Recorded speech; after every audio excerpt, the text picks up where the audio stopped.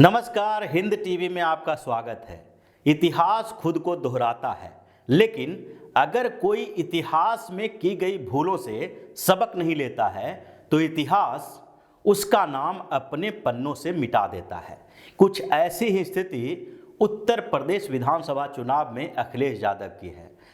अखिलेश यादव पिछली भूल से सबक नहीं ले पा रहे हैं और इसलिए जिस तरह से 2017 के विधानसभा चुनाव में उन्हें ऐतिहासिक हार का सामना करना पड़ा था, वैसी ही स्थिति 2022 में उनके लिए बन रही है, क्योंकि उन्होंने इतिहास की भूल से सबक नहीं ली। पिछली बार की गलतियों को फिर से दोहरा रहे हैं, वही समीकरण पर खेल रहे हैं और उसी तरह से चुनाव लड़ने की कोशिश में भी लगे हुए हैं। 2017 के विधानसभा चुनाव में अखिलेश यादव और राहुल गांधी एक प्लेटफॉर्म पे आए थे। दोनों ने एक जोड़ी बनाई। कांग्रेस और समाजवादी पार्टी ने गठबंधन किया। गठबंधन ने एक बड़ा कैंपेन चलाया और कैंपेन में कई नारे लिखे गए। नारे लिखने वालों में प्रशांत किशोर सबसे अहम भूमिका निभा रहे थे। प्रशांत किशोर कांग्रेस के लिए यूपी विधानसभा चुनाव जीतने की रणनीति बना रहे थे और समाजवादी पार्टी से गठबंधन हुआ।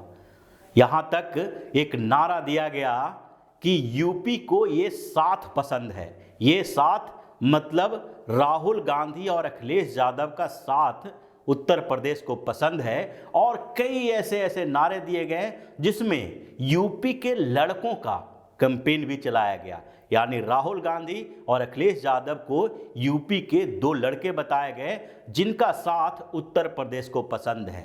उस समय विधानसभा चुनाव में दो युवराज कमान संभाल रहे थे, यानी गठबंधन में एक तरफ राहुल गांधी थे जो कांग्रेस के युवराज कहे जाते हैं, तो दूसरी तरफ अखिलेश यादव थे।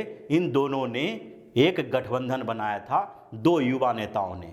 दोनों को लग रहा था कि उत्तर प्रदेश में कोई करिश्मा कर दिखाएंगे और भारतीय जनता पार्टी की उभरती हुई ताकत को रोक देंगे। दोनों ने प्रशांत किशोर का सहारा भी लिया और चुनाव लड़ा। चुनाव में जो विरासत मिली हुई थी इन दोनों को, जैसे 2012 में अखिलेश यादव सीएम बने थे, लेकिन सीएम बनने में उनसे ज़्यादा मुलायम सिंह यादव और शिवपाल यादव की भूमिका थी। उस समय समाजवादी पार्टी का नेतृत्व मुलायम सिंह यादव कर रहे थे, शिवपाल यादव उनके संगठन का काम देख रहे थे और अखिलेश यादव को एक तरह से पोस्टर बॉय बनाया गया था। और जब 2012 में समाजवादी पार्टी की जीत हुई तो मुलायम सिंह यादव ने अपनी राजनीतिक विरासत का वारिस अखिलेश यादव को बनाया। इसलिए दो जो लड़के थे यूपी के, वो दोनों कहीं न कहीं किसी दूसरे से मिली हुई राजनीतिक विरासत को आगे बढ़ाने की तैयारी में जुटे हुए थे। लेकिन प्रशांत किशोर के स्ट्रेटजी के बावजूद दोनों को ऐतिहासिक हार का सामना करना पड़ा। 2017 के विधानसभा चुनाव में कांग्रेस को तो इतनी बुरी स्थिति हो गई कि राहुल गांधी फिर वहां उभर नहीं पाए, जबकि समाजवादी पार्टी को भी ऐतिहासिक हार का सामना करना पड़ा। समाजवादी पार्टी को 47 सीटों पर सिमट जाना पड़ा, जबकि 2012 में जो उन्होंने चुनाव जीता था उससे उनको 177 सीटों का नुकसान हुआ, जबकि कांग्रेस अपने पिछले परफॉर्मेंस से 21 सीटें कम ला पाई और केवल 7 सीटों पर कांग्रेस सिमट गई। दोनों ही पार्टियों का जो हश्र हुआ वो अगले 5 साल तक इन लोगों ने उससे सबक नहीं ली, क्योंकि राहुल गांधी, प्रशांत किशोर और तीसरे में समाजवादी पार्टी के अभी मुखिया जो हैं अखिलेश यादव, इन तीनों युवाओं की जोड़ी की ऐतिहासिक पराजय हुई। हालांकि प्रशांत किशोर अपनी भूल से सबक ले लिए। प्रशांत किशोर राजनीतिक रणनीतिकार हैं, चुनावी रणनीतिकार हैं और वो लगभग सभी पॉलिटिकल पार्टियों के साथ, जो हिंदुस्तान की बड़ी पॉलिटिकल पार्टियां हैं उसके साथ वो काम कर चुके हैं। उन्हें अलग अलग राज्यों में काम करने का मौका मिला है, इसलिए उन्हें अपनी भूल का एहसास हो गया कि यूपी विधानसभा चुनाव में कांग्रेस के लिए काम करना उनकी सबसे बड़ी गलती थी और इस भूल के कारण ही उन्होंने आगे हर राज्य में किसी पार्टी को जिताने का ठेका लेने से पहले उसके बारे में जानकारी लेना शुरू कर दिया। कांग्रेस के लिए मध्य प्रदेश उपचुनाव में उनको ऑफर था, लेकिन उन्होंने ठुकरा दिया। दूसरी तरफ कई और जगहों पे छोटी छोटी पार्टियों ने उन्हें ऑफर दिया था, जिसको उन्होंने ठुकरा दिया, ताकि उन्हें हारने वाले रणनीतिकार के तौर पर उनके ऊपर तमगा न लग जाए। लेकिन न राहुल गांधी इससे सबक ले पाए और न अखिलेश यादव इससे सबक ले पाए। यूपी के दोनों लड़के अलग अलग रास्ते पर चल दिए। 2017 के विधानसभा चुनाव में जो इन लोगों को ऐतिहासिक हार का सामना करना पड़ा था, उसको 2019 में भी इन लोगों ने रिपीट किया। हालांकि अखिलेश यादव राहुल गांधी से तो चिढ़ गए, क्योंकि दोनों पार्टियों को एक दूसरे का वोट नहीं मिल पाया था। लेकिन 2019 के लोकसभा चुनाव में उन्होंने एक गठबंधन किया मायावती के साथ। मायावती के साथ गठबंधन करने के कारण समाजवादी पार्टी को भी फायदा हुआ और मायावती की बसपा को भी। लोकसभा चुनाव में जहां कांग्रेस पहले से भी बुरी स्थिति में आ गई और राहुल गांधी खुद भी अमेठी से चुनाव हार गए, वहीं पर समाजवादी पार्टी को 5 सीटें और बसपा को 10 सीटें मिली। ये स्थितियां 2017 से 19 तक चलती रही। अखिलेश यादव वही गलती फिर से दोहरा रहे हैं। उन्होंने इस बार अपने सहयोगी तो बदल दिए हैं, लेकिन रणनीति उनकी वही रही है। जिस तरह से कांग्रेस लगातार चुनाव हार रही थी और उसके बावजूद 2017 के विधानसभा चुनाव में अखिलेश यादव ने कांग्रेस का साथ लिया था, उसी तरह आज अखिलेश यादव जयंत चौधरी के साथ गठबंधन किए हैं। राष्ट्रीय लोक दल के प्रमुख जयंत चौधरी के साथ गठबंधन करके वो उत्तर प्रदेश में एक नया समीकरण बनाने की कोशिश कर रहे हैं। उनको लगता है कि पश्चिम उत्तर प्रदेश की सीटों पर वो जयंत चौधरी के साथ गठबंधन करके भारतीय जनता पार्टी को मात दे पाएंगे। लेकिन वही इतिहास फिर से अपने को दोहराने वाली स्थिति में आ गई है, क्योंकि जयंत चौधरी के राष्ट्रीय लोक दल की स्थिति भी पश्चिम उत्तर प्रदेश में वही है जो पहले पूरे उत्तर प्रदेश में कांग्रेस की रही थी।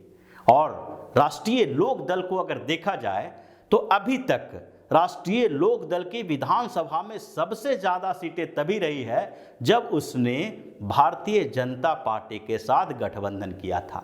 यानी भाजपा के साथ गठबंधन में लड़ने वाली राष्ट्रीय लोक दल को 14 विधानसभा सीटों पर जीत दर्ज हुई थी। लेकिन जब से भाजपा से अलग हुई, राष्ट्रीय लोक दल की लोकप्रियता कम होती गई और धीरे धीरे उसके सीटों की संख्या भी कम होती गई।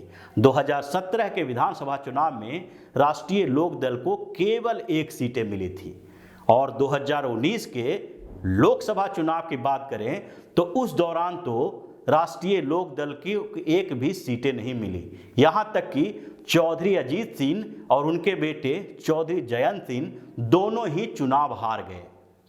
राष्ट्रीय लोक दल का पत्ता साफ हो गया। और अब जब 2022 के विधानसभा चुनाव की स्थिति आई है और चौधरी अजीत सिंह की मौत हो चुकी है, तो फिर एक बार समाजवादी पार्टी के मुखिया अखिलेश यादव और राष्ट्रीय लोक दल के मुखिया चौधरी जयंत सिंह दोनों एक साथ हैं। दोनों फिर से वही स्थिति में हैं। दोनों को राजनीति विरासत में मिली है। जयंत चौधरी के दादा चौधरी चरण सिंह एक बड़े नेता माने जाते थे। वो प्रधानमंत्री भी रह चुके हैं और जाटों में उनकी बड़ी पकड़ थी, अच्छी पकड़ थी। जयंत चौधरी उन्हीं के पोते हैं और जयंत चौधरी के पिता चौधरी अजीत सिंह भी अपनी राजनीतिक विरासत को संभाले रहे। लेकिन ये तीसरी पीढ़ी के जयंत चौधरी हैं जो लगातार राजनीतिक परिवार से जुड़े रहे हैं और राजनीति इन्हें विरासत में मिली है, जैसे राहुल गांधी को राजनीति विरासत में मिली थी। दूसरी तरफ जो समाजवादी पार्टी में हैं अखिलेश यादव, उनको भी राजनीति विरासत में मिली है। उनको थाल में सजा के मुख्यमंत्री का पद मुलायम सिंह यादव ने दिया था और उसके बाद 2017 के विधानसभा में चुनाव में जब उन्हें नेतृत्व करने की जो जरूरत पड़ी तो वो पूरी तरह से हार गए।